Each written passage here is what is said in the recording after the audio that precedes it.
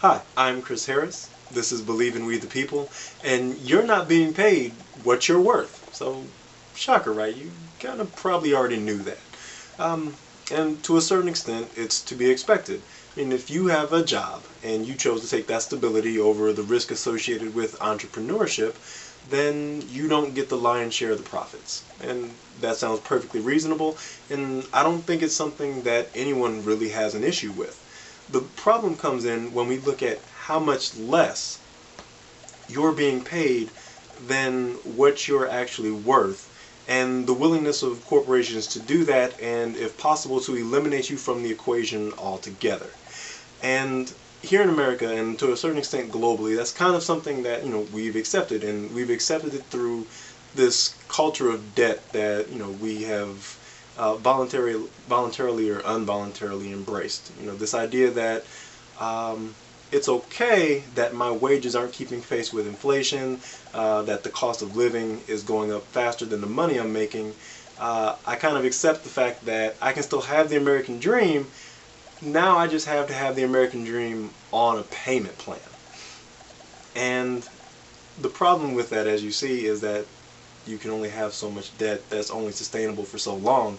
And the fascinating part and the most frustrating part is, well, where's the fix? Well, the fix is to pay people more. And that's very annoying when we look at our current political climate and the discussions that we're having in Washington, about the fiscal cliff, the upcoming debt ceiling, all of what we're talking about is tax increases, spending cuts. Nobody is addressing what's going on with the real wage and how we can get more money into the hands of the people simply by paying them more. And that's what I want to look at over the course of the next couple episodes. I want to look into how our tax structure and other fiscal policy has created that shift of wealth to the wealthy and the vacuum that left that we've had to fill with credit. I want to look at some of the subsidies that we have available that have an impact on wages as well. I also want to look at what corporations have done and honestly their role in keeping wages flat and everything that's tied with that. And also I want to talk about us. I want to talk about human beings and this fascinating idea of synthesizing happiness. It's a really interesting psychological thing where we kind of rationalize our world to make it livable. Now, evolutionarily speaking, it makes perfect sense, right?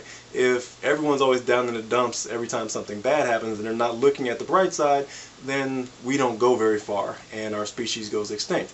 But when it comes to the idea of pulling a struggling economy back together and making sure that people are actually being paid what they deserve, it can kind of get in the way. And it's something that I want to address because it's a way that psychologically we kind of step on our own foot when we look at each other. And I know you've heard it before, I've said it before, it's like, well, it could always be worse. And it could be, but it could also always be better.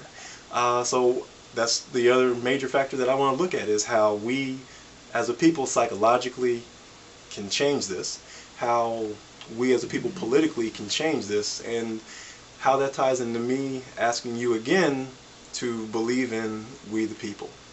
Thank you.